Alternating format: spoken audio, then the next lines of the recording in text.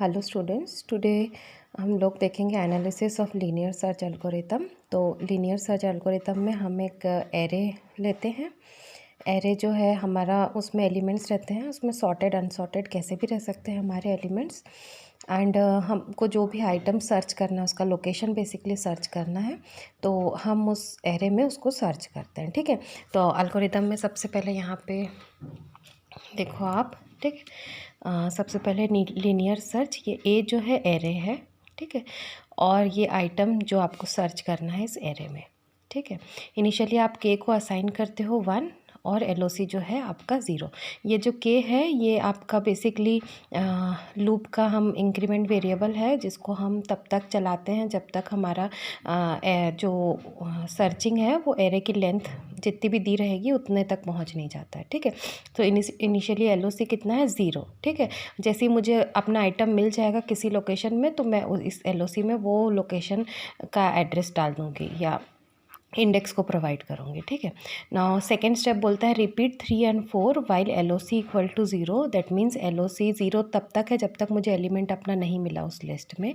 And second, आपका जो k है वो less than equal to n। अगर ये दोनों कंडीशन ट्रू है तो हम लूप के इनसाइड आएंगे। ठीक है, अब बोलते हैं जो भी हम आइटम सर्च कर रहे हैं, if that item is equal to A K, so initially जो भी A0 A1 A2 जो भी रहेगा, तो हम उसको कंपेयर करते हैं कि इस एरे में इस पोजीशन पे जो एलिमेंट वो मेरे आइटम के इक्वल है कि नहीं है। अगर इक्वल है तो लोकेशन में उस एड्रेस हम के को डाल देंगे और एग्जिट हो जाएंगे। ठीक है, अगर इक्वल है तो, अगर इक्वल नहीं है तो नेक्स्ट है के इक्वल टू K+1। हम लूप को इंक्रीमेंट कर रहे हैं 1 से। फिर फाइनली ये वाइल लूप ख़त्म हो जाएगा, एग्जिट करेंगे। बोलता है इफ़ एलओसी 0 है तो प्रिंट करना है आइटम नॉट फाउंड। ठीक है, अगर लोकेशन में कोई भी वैल्यू नहीं है, 0 है, दैट मीन्स आइटम मुझे नहीं मिला।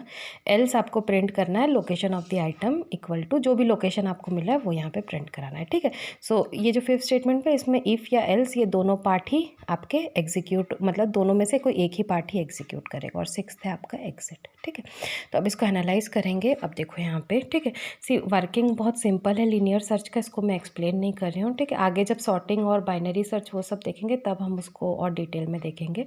तो अब जब एनालाइज करेंगे तो देखो यहाँ पे, अगर आइटम मुझे नहीं मिलता, ये मेरा वर्स्ट केस होगा कि मैंने पूरी लिस्ट चेक करी और मुझे आइटम नहीं मिला, या इसको आप ऐसे भी बोल सकते हो कि आइटम हम सबसे लास्ट में रखा रहा, तो ये मेरा वर्स्ट केस हो जाएगा। तो इन दोनों ही केस में सपोज़, अब यहाँ पे हम देखते हैं, सपोज़ मेरा जो लिस्ट एरे है वो एरे की साइज़ कितनी है 10।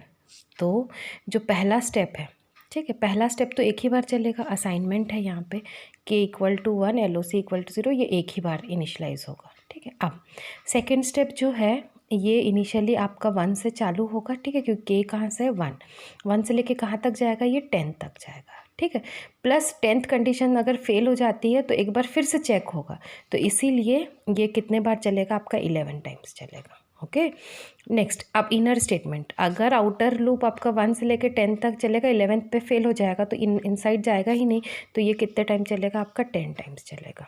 ठीक है, तो यानी कि ये इफ़ स्टेटमेंट 10 टाइम्स चलेगा। अगर ये ट्रू होगा तो ये वाला स्टेटमेंट एग्जीक्यूट होगा, अगर ये फॉल्स होगा तो ये वाला स्टेटमेंट एग्जीक्यूट होगा। तो इफ़ वाला जो है 10 टाइम्स, हम इसको मान के चल रहे हैं, ये चलेगा आपका 10 टाइम्स। ठीक है, नेक्स्ट इसके बाद आते हैं हम हमारे फिफ्थ स्टेटमेंट पे। ठीक है, फिफ्थ स्टेटमेंट आपका जो है वो असाइनमेंट है, प्रिंट कर रहा है, इफ़ या एल्स दोनों में से कोई एक एग्जीक्यूट होगा, तो इसका टाइम कितना है 1। ठीक है, सिर्फ असाइनमेंट है, और एग्जिट कर रहे हैं तो असाइनमेंट, इसको नहीं भी लेंगे तो चलेगा, एनी हाउ ये कांस्टेंट टाइम C6 है। ठीक है, तो अब इसको हम n, अब हम मान लेते हैं कि साइज़ मेरा कितना हो गया, n हो गया। इनिशियली मैंने साइज़ कितना लिया था 10, अब क्या हो गया n। तो पहला स्टेटमेंट कितना भी साइज़ हो, पहला असाइनमेंट है, ये 1 यूनिट टाइम चलेगा, और सिमिलरली 5 और 6 भी 1 1। अब आते हैं यहाँ पे, ये वाला जो है ये आपका वाइल लूप का कंडीशन चेक है, तो ये आपका चलेगा n+1 इंटू C2 टाइम्स, एक ज़्यादा बार। ठीक है, इनसाइड का इफ़ कंडीशन फेल होते रहेगा, है ना।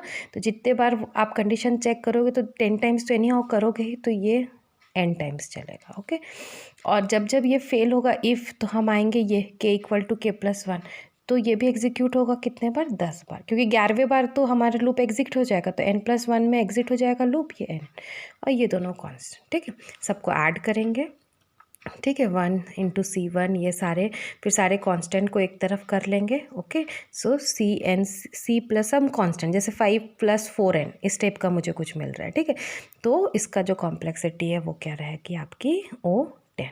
ओके, ON रहेगा इसका complexity. So this is my answer.